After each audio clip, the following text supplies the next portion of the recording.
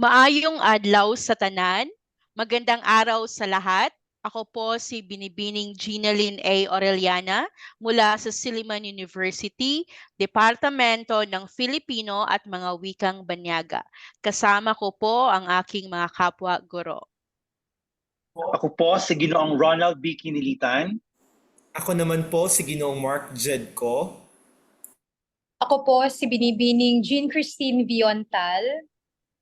Ako naman po si Ginang Narisa Yukitoy. At ako naman po si Binibining Kathleen L. Gantalao. Ang aming pananaliksik ay tungkol sa ebalwasyon sa proseso sa implementasyon ng oryentasyong panlipunan ng Departamento ng Filipino at Wikang Banyaga ng Unibersidad ng Silliman.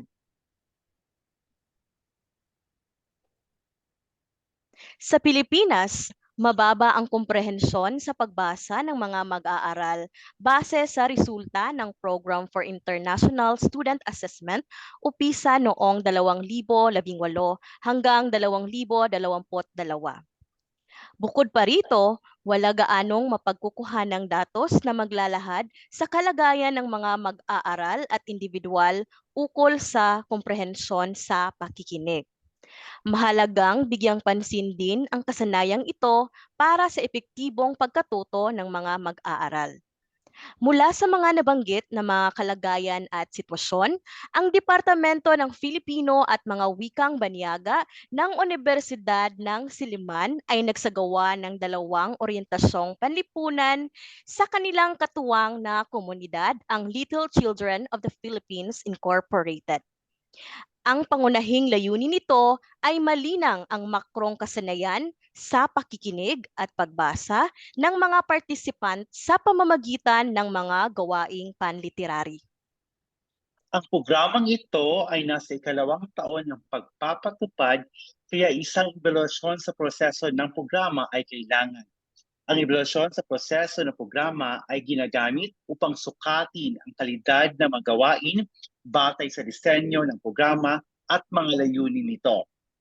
Ang mga layunin ng pag-aaral na ito ay ang mga sumusunod. Una, natutukoy ang mga pananaw ng participant ng programa batay sa mga sumusunod. Una, kabuluhan ng mga paksa sa kalambuhay. Pangalawa, pagpapaliwanag ng matapagdaloy tungkol sa mga paksa at gawain. Ikatlo, mga kagamitang ginamit para sa pag-unawa sa paksa. Ikaapat, paglinang ng mga makrong kasanayang pakikinig, pagbasa sa pamamagitan ng iba-ibang gawain sa workshop. At panglima, pagpapahayag ng kanyang mga ideya at saloobin sa pamamagitan ng Pilipino at Migrantes Bisaya. Ang ikalawang pangunahing layunin ay nailista ang kanilang mga komento o suhestyon. Sa pagkuha ng mga datos upang masagot ang mga inilahad na layunin, isinagawa ng mga mananaliksik ang 2 magkasunod na workshop sa Hope Village ng LCP Foundation Incorporated, Barangay Batinggil, Siyudad ng Dumaguete, lalawigan ng Negros Oriental.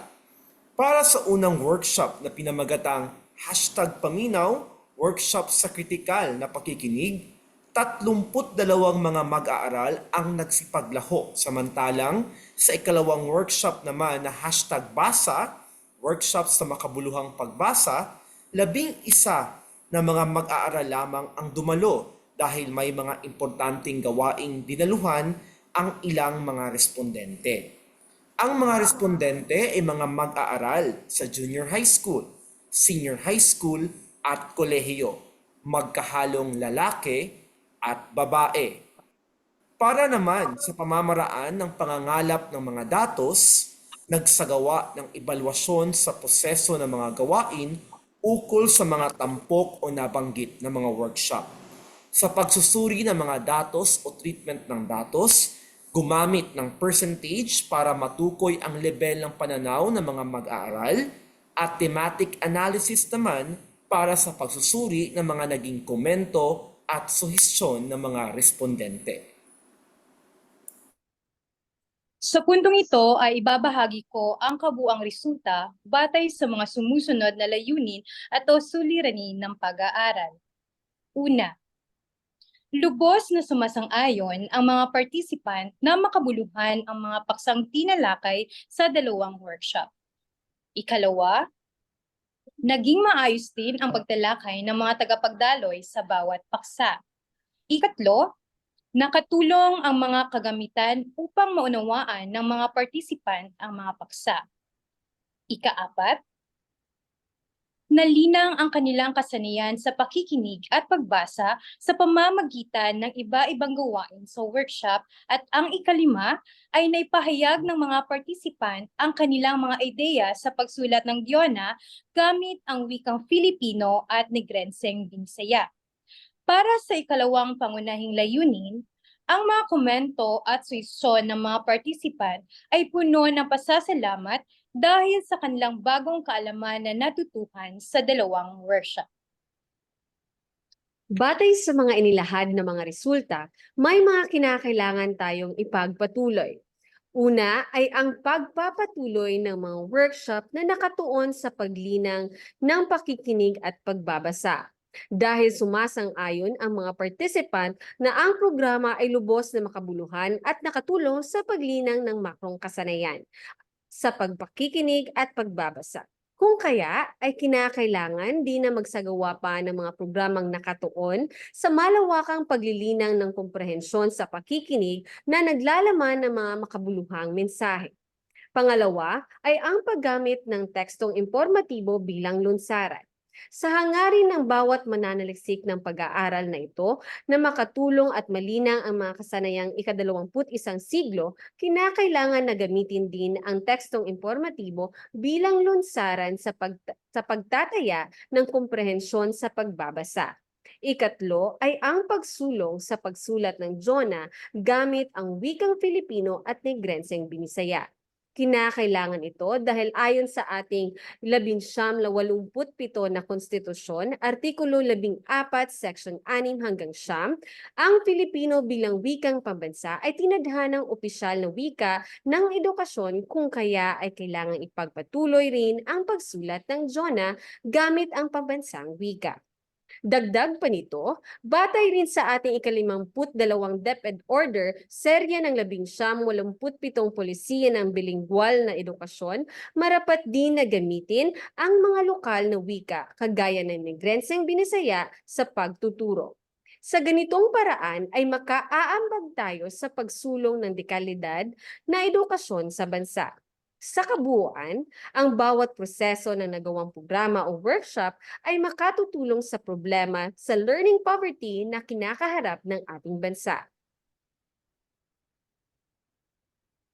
Ang ebalwasyon sa proseso ng programa ay ginamit para sukatin ang kalidad ng mga gawain at kaangkupan ng mga ito sa mga target na participant.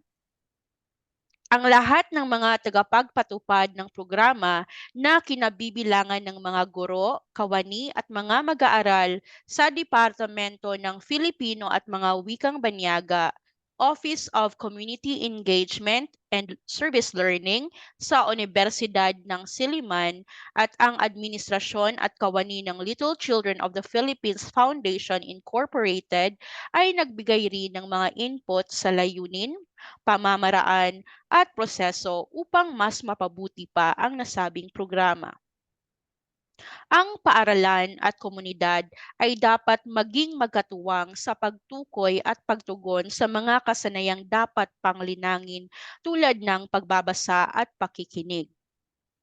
Ang edukasyon ay isang malawak na plataporma.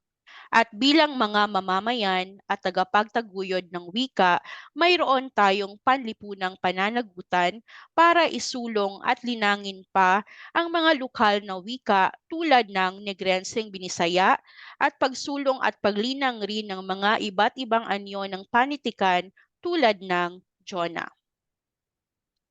Kung ang bansang Japan ay may tangka at haiku, ang Pilipinas ay may Diona na tunay na maipagmamalaki at matatawag na sariling atin.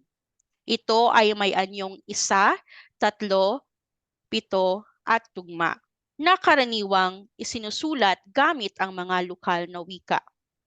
Ang pagsulat ng Jonah ay maaring ihalin tulad natin sa mga hamon ng ating buhay na hinihimay-himay ng marahan at sinusuri upang ating malampasan. Ang mga hamong ito ay isang pagsubok lamang sa ating buhay na kung minsan tayo ay dinadala sa iba-ibang linya o landas. Mga hamong tila kailangan pang pantigin upang mas maunawaan natin ng lubos. Ngunit, lagi nating pakatandaan, ang lahat ng ito ay may katugmang kalutasan. Sa madaling sabi, ang pagsulat ng Jonah ay maituturing natin na pananagumpay ng isang tao. Ang buhay ay tulad ng Jonah. Maikli lamang, ngunit ang kabuluhan at kakintalan nito sa bawat mamamayang Pilipino at kulturang Pilipino ay buhay at mananatili kailanman. Daghang salamat. Maraming salamat po sa pakikinig. Muli, magandang araw, maayong adlaw sa atong tanan.